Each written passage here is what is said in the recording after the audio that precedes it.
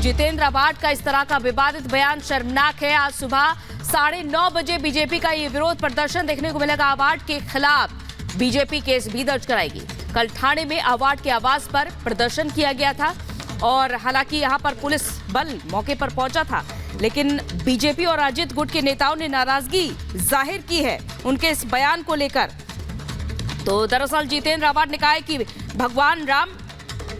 भगवान राम शाकाहारी नहीं बल्कि मांसाहारी थे और 14 साल तक जंगल में रहने वाले व्यक्ति शाकाहारी भोजन की तलाश में कहा जाएगा। तो इस तरह के विवादित बयान देकर अब एनडी गठबंधन और भी ज्यादा फंस चुका है, घिर चुका है, क्योंकि सिर्फ एक दो नेताओं की बात नहीं है, एक के बाद एक भगवान श्री राम को लेकर विवादित बयान सामने आ रहे हैं एनडी गठबंधन के नेताओं की तरफ से।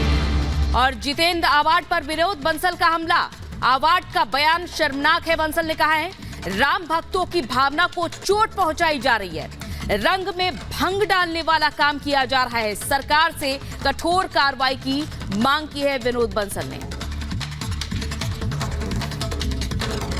तो देखिए, भगवान राम को लेकर एक के बाद एक विवादित टिप्पणियां और अब तो यहां पर देखा जा रहा है कि सारी पराकाष्ठा हो गई है और भगवान राम को मांसाहारी बता दिया जाता है।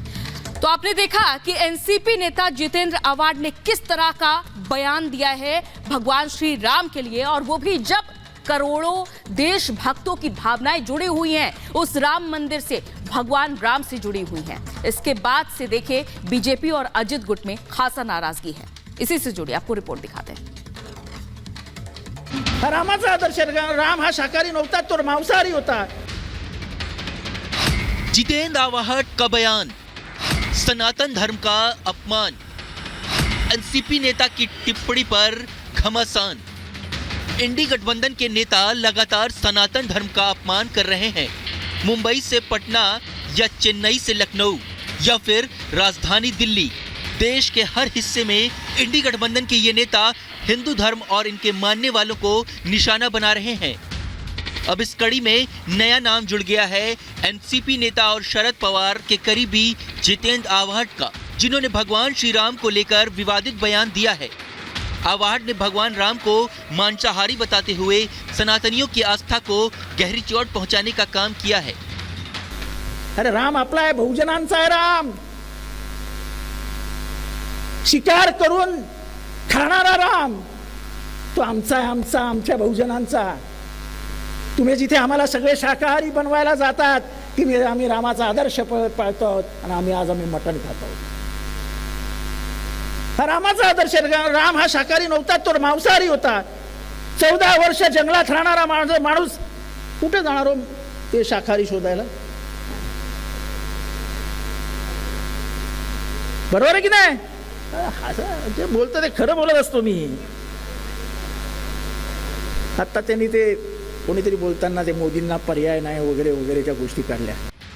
जितेंद्र अवार्ड ने यह बयान शरद पवार गुट के नेताओं की शिरडी में बुलाई गई बैठक के दौरान दिया। इंडिया अलायंस के सहयोगी दल के एनसीपी नेता के इस विवादित बयान को लेकर अब हंगामा मचा हुआ है। बीजेपी और अजीत पवार के गुट के नेताओं ने अवार्ड के सनातन विरोधी टिप्पणी के खिलाफ जोरदार प्रदर्शन किया। बीजेपी नेता अवार्ड के खिलाफ शिकायत दर्ज कराने की तैयारी में हैं। वहीं एनसीपी नेता अब भी अपने बयान पर कायम हैं। नहीं था, तब खाते क्या थे राजा राम, और राम क्षत्रिय था,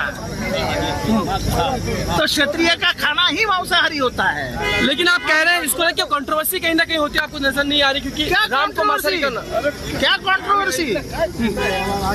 कंट्रोवर्सी क्या? राम का खाना क्या था?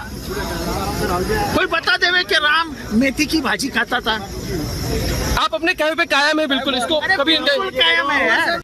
ये कोई पहला मौका नहीं है जब किसी इंडिया अलायंस के नेता ने सनातन धर्म या इसके मानने वालों को अपमानित किया है।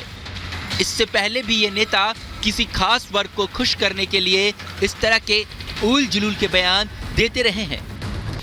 जिस रामलला की लड़ाई पर, मूर्ति पर सारा झगड़ा हुआ, वो मूर्ति कहाँ है? वो मूर्ति स्थापित क्यों नहीं हुई? नई मूर्ति कहाँ से आ रही है? वो रामलला की मूर्ति जिस पर कि सारा झगड़ा हुआ, वो कहाँ है? इस पर हम लोग उनसे पूछना चाहते हैं कि नई मूर्ति की आवश्यकता क्या पड़ी। मस्जिद का जहाँ तक ताल्लुक है, हम कभी इसको भूल नहीं सकते। ये मस्जिद हमारे दिलों से जुड़ी हुई थी, आज भी जुड़ी हुई है। हम उसके लिए अल्लाह से भी दुआ करेंगे कि अल्लाह ताला हमें हमारी मस्जिद हमें वापस दे दे, और जो हमारे साथ नाइंसाफी हुई है तू ही उसका बदला लेने वाला है। When you go back to the history of the Bharatiya Janata Party regarding Godhra or Pulwama or Kandahar, and there were a lot of disturbances, a lot of lives and property were lost. So it is the habit, it's habitual offenders, Bharatiya Janata Party, they can do anything. So I just demanding these people to take precautionary measure for all the people who are visiting the Ayodhya. सियासी विरोधियों की बौखलाहट को समझना मुश्किल नहीं है, या सीधे तौर पर कहें तो पीएम मोदी को मात देने के लिए जो इंडी गठबंधन तैयार किया गया है वो खुद में उलझे हुए हैं। इन्हीं उलझनों का नतीजा ये बयान है। कुछ यही पीएम मोदी भी कह रहे हैं। इंडी गठबंधन को सिर्फ एक ही काम आता है, इंडी गठबंधन हमारी आस्था पर चोट करता है। इन्होंने मंदिरों को, हमारे त्योहारों को भी लूट का माध्यम बना दिया है। धर्म एक ही है और वो सनातन धर्म है। बाकी पर्सनैलिटी हो सकती है, पंथ हो सकते हैं, संप्रदाय हो सकते हैं।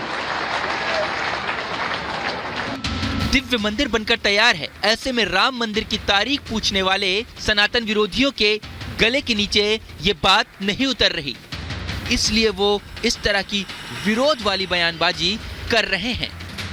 Bureau report, Republic Bharat.